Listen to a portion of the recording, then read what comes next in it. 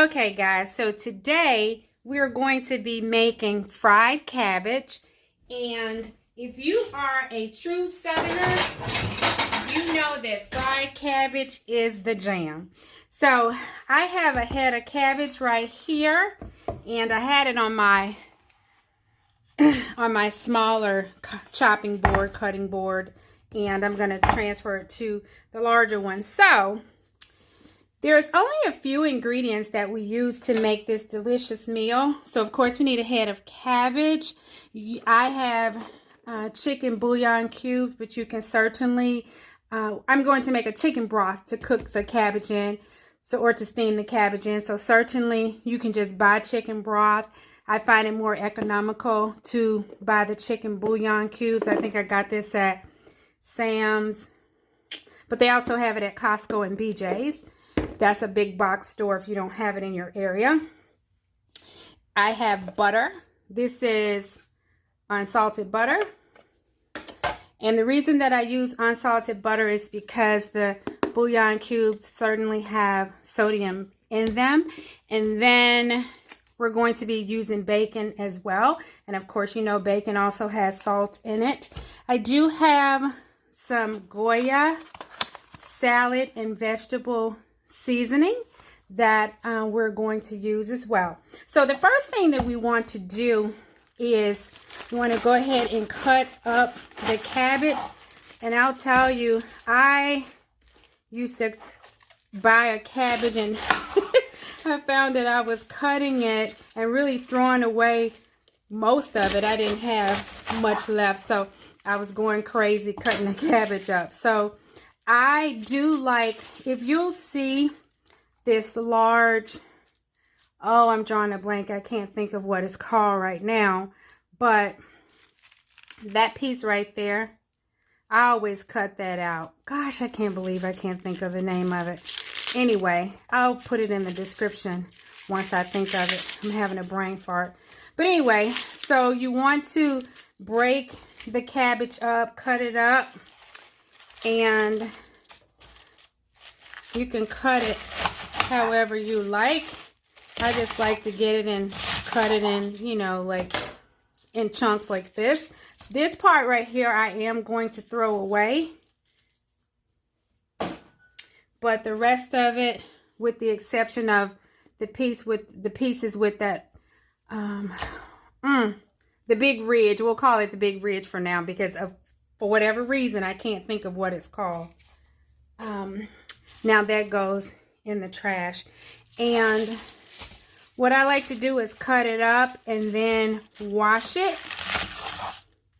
And then we'll steam it. And while it's steaming, we're going to be preparing our bacon. So we're going to fry our bacon as you normally would if you were preparing bacon for breakfast or for whatever you use bacon for. And remember, do not throw the bacon grease away, because we are going to use that to season this lovely cabbage. And guys, while I'm getting this ready, please consider subscribing.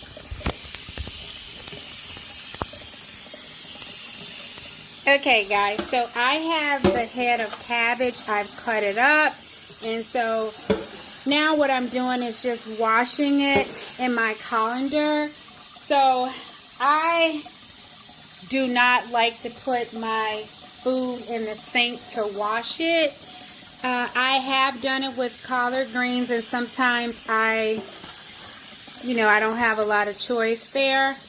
But if you have to do it in the sink, please make sure that you clean the sink very well, that you disinfect it, because as you know, all kinds of stuff goes down the sink, goes on in the sink. So you just wash the cabbage head real good, and I have my pot that I'm going to be steaming it in, or that I'm going to be boiling it in, over here ready to go.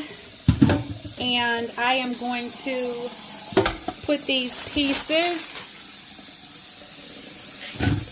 in the pot. So I'm just taking them out of here putting them in the pot. Now, you probably are wondering why I won't, or why I haven't just dumped it all in there. And that's because in the event that there's any sand or anything trapped at the bottom of the colander, I don't want to dump it over in my pot and basically undo all the cleaning that I just did. And these are the last few pieces that were still left on my chopping board. Go ahead and stick that in there. Now these pieces right here that went in the sink, I don't want them.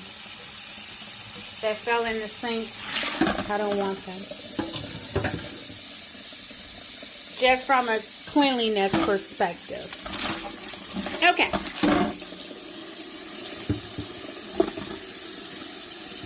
Alright, so now what we're going to do is we're going to put some water in here, and we're going to throw some bouillon in there, and we're going to get to cooking our cabbage.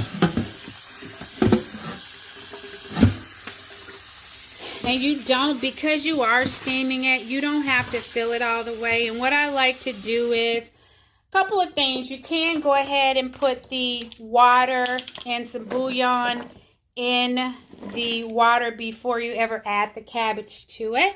I've done it that way, and I've done it the way I'm doing it now. Either way works. The goal is just to make sure you put the water and the bouillon in. It doesn't matter really what order that you put it in. And I'll tell you that the bouillon, make sure that it's like a little foil wrapper. Make sure you get all the little foil pieces off of it, or paper pieces off of it. It's not harmful, but you just don't want to, you know, bite into your cabbage and come up with foil in your mouth or paper in your mouth. So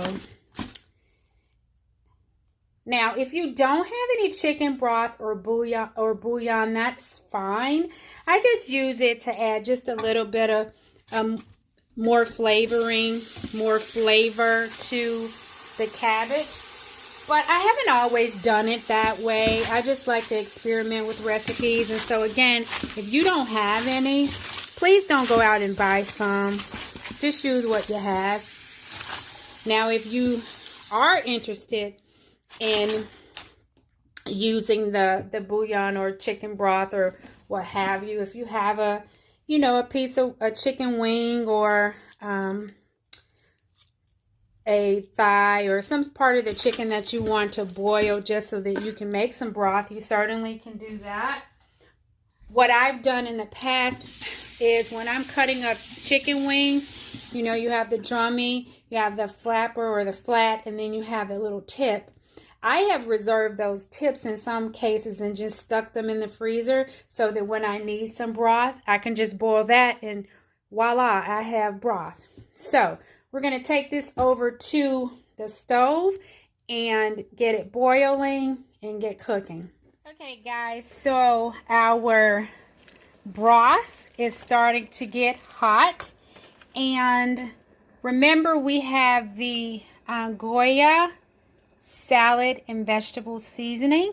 Now guys, I'm real funny about, I don't like to over salt recipes, so these come in little packets. These are break apart little packets, and the first ingredient when you look on the back is salt. So it does have an amazing flavor. But what I do is, because we have already put the bouillon in there and we are going to be putting bacon and butter in it, I take a packet and only put about half of the packet in there. You always can come back and add more, but food items are just so expensive, and so why over salt things? You can always add to it later. So let's not run the risk of over salting. And I'm sorry, we have you guys are seeing steam here, but our cabbage is well on its way. It doesn't take long at all to steam cabbage. So while the cabbage is steaming, or boiling actually, it's more than steaming, and it is boiling. I have that much water in here. But,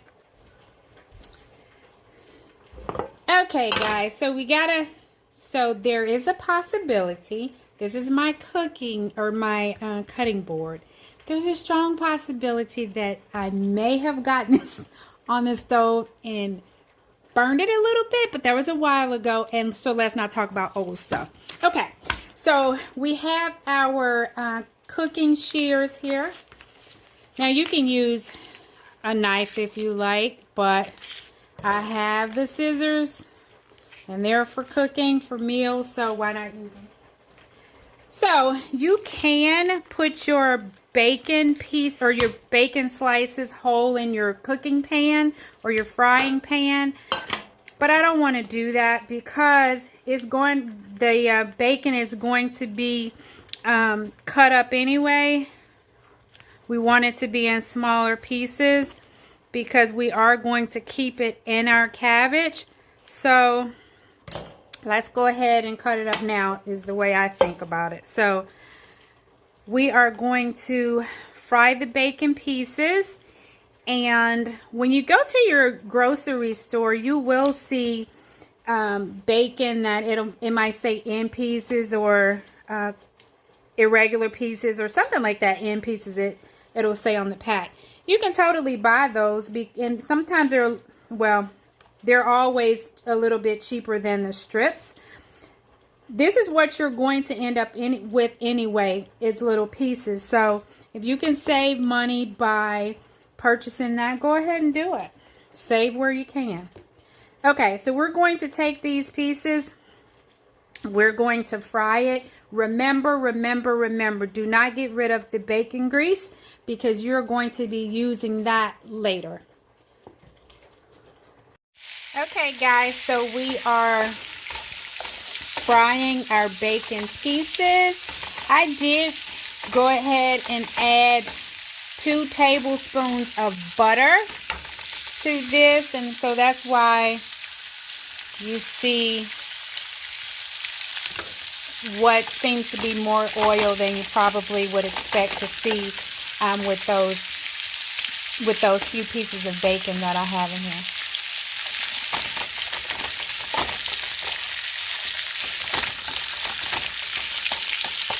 And you can fry this to your desired level of doneness. I wonder if I just made up a word, doneness. That word doesn't feel natural to me. Comment down below if that's really a word. Mom, if you're watching, is doneness a word? My mom is a stickler for proper English and making sure that I enunciate my words properly.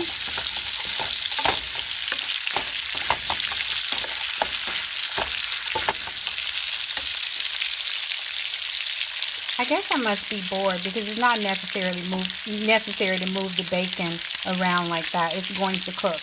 I did have some pieces that were starting to stick, and so yeah, that's why I was doing that. Okay, so let's go ahead and leave this alone. Let the bacon cook, and we will put it all together.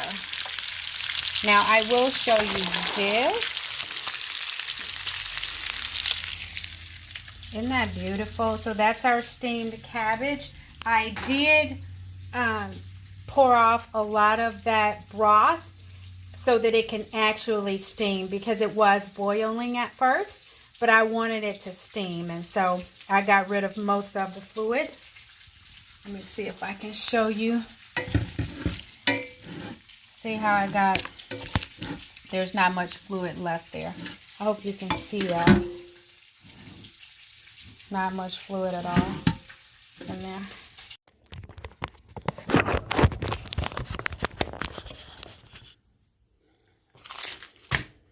Okay guys, so I did pour off most of the fluid. There's hardly any left now. If you can see that. There's not much at all. Look at these beautiful bacon pieces that we just prepared. We're just going to dump that in. Woo! You should just be, I wish you could smell this. Now, there's a lot of like bacon grease left in there. So I always just put a little cabbage in there to sort of mop the rest of that out, if you will. So now what we're going to do, we are going to grab some more butter, because remember, this is fried cabbage. About 2 tablespoons more of butter.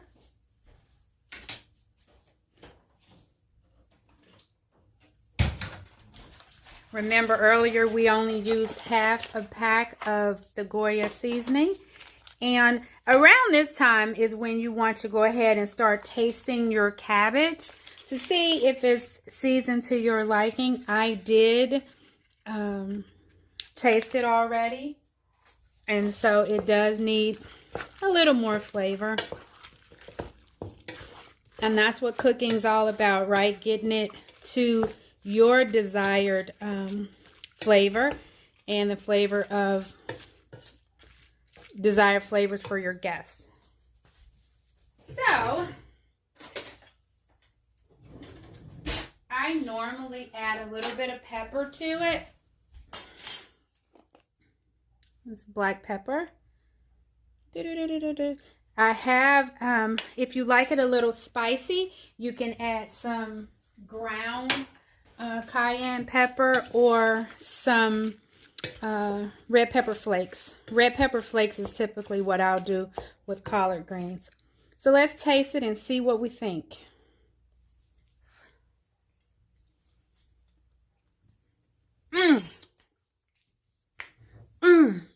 Do people still do this dance? I think that's the windmill. So that tastes really, really good to me. Doesn't need anything at all. Just maybe a piece of fried chicken on the side or some fish, some corn pudding. So guys, I appreciate you for watching. Thank you for watching and subscribing. And comment down below and let me know after you make it what you think, or let me know before you make it what you think. I'll see you guys in my next video.